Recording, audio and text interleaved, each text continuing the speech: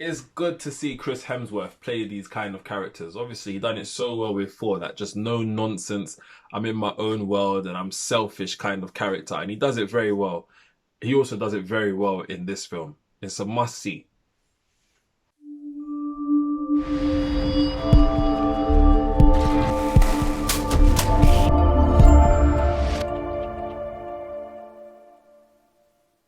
What's happening, people? Welcome to another episode of Filmy Thoughts. Thank you for watching. If you haven't already, click that subscribe button. Hope everyone is safe and well, and taking advantage of all the free time that most of us would have. Hanged out with the key workers, doing your thing across the globe as well.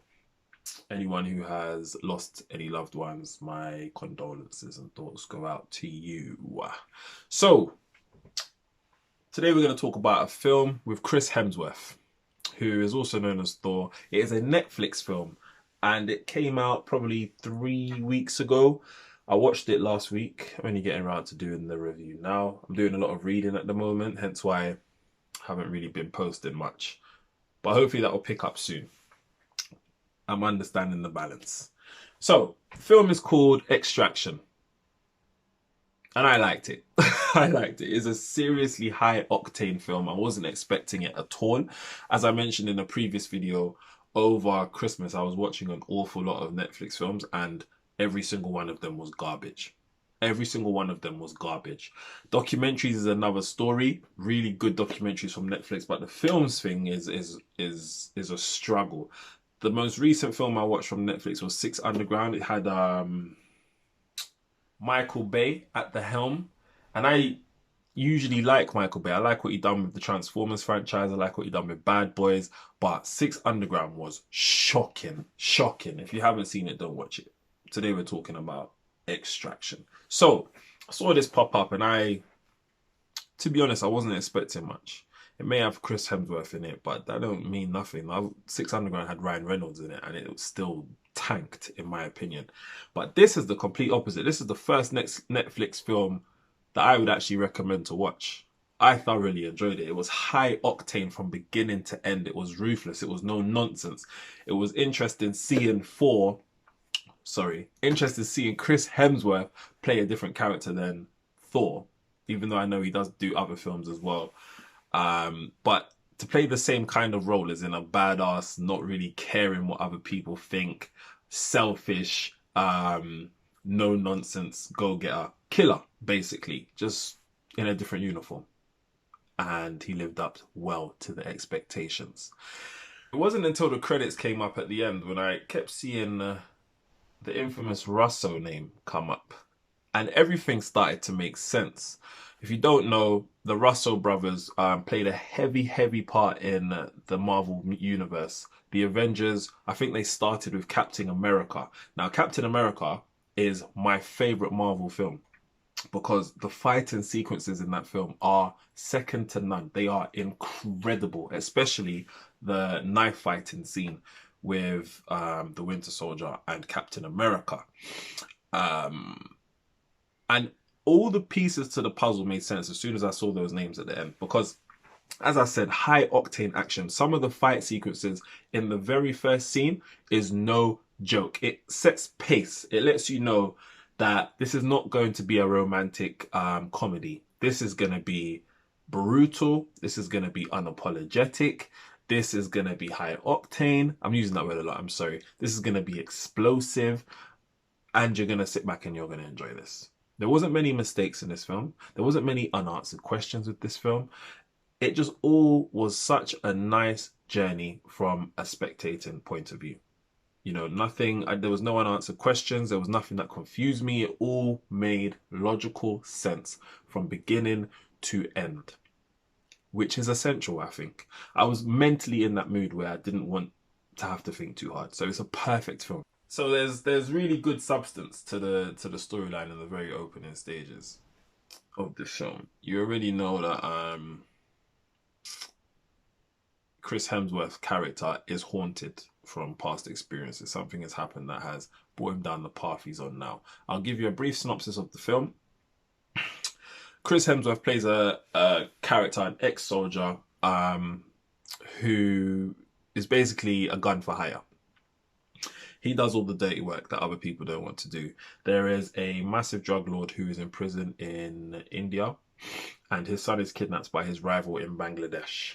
So they bring in the big guns, Chris Hemsworth and his team, to go and extract the son from Bangladesh. Hence why it's called Extraction.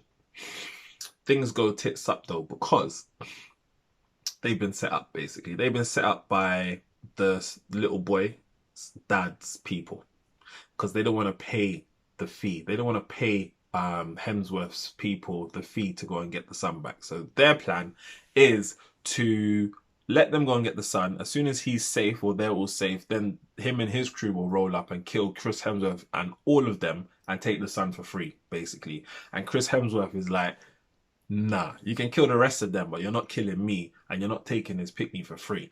I need the peas. So that's what it's about. So it's quite a twisted web, but it all seems to untangle itself quite seamlessly throughout the film. It's really good. As I said, it's explosive.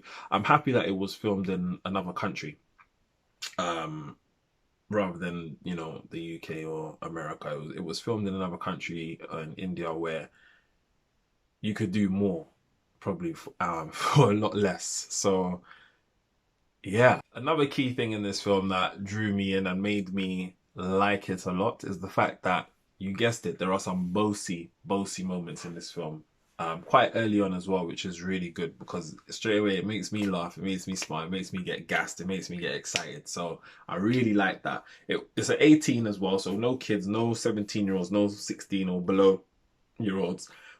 And I'll say why. It's because there is a lot of blood in this film. It is quickly justified why it is an 18. So there's a scene in this film, quite early on. Hemsworth manages to grab the child, and then a car chase pursues, right? Happens, and the way this car chase was shot, I thought was so incredible. It's like they took a lot of inspiration from the film 1917, in the sense that it looks like the car chase is all one shot, even though you can tell in certain parts where they would have cut. But it was just incredibly shot, incredibly well done, because it's so fluid. I mean, the car chase starts from obviously outside the car, but as Chris Hemsworth is driving away, the camera somehow manages to go through the window and then go throughout the chase inside the car. And then halfway through the chase, it then comes outside the window and shows us some other perspectives of what's happening from outside the car chase, with the crowd getting all shocked, or collateral damage happening with the crowd being run over. And then it will go back in the car, and then the car chase would resume. It's pretty cool. I really liked it. I've never seen anything like that before. It was like a merge of serious 21st century action with new techniques that was used in the 1917 film. So kudos to the producer and the director and cinematographer for making that happen. I thought that was dope. Yeah, it's almost like 1917 was brought into an urban environment for that scene. It was really good, fluidly done.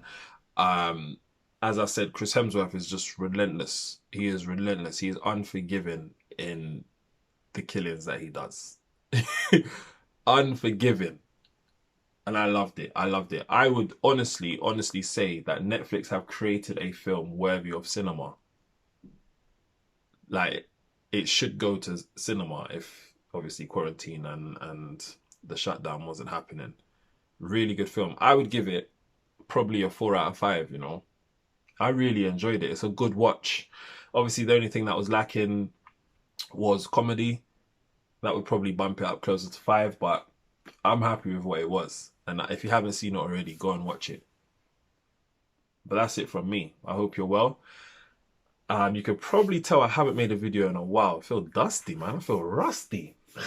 Anyway, hopefully the next one will be good. I should have taken off all the cobwebs then. So whether it's the morning, the evening, the nighttime, the daytime, or the afternoon, I hope you're blessed. I hope you're looking after yourself.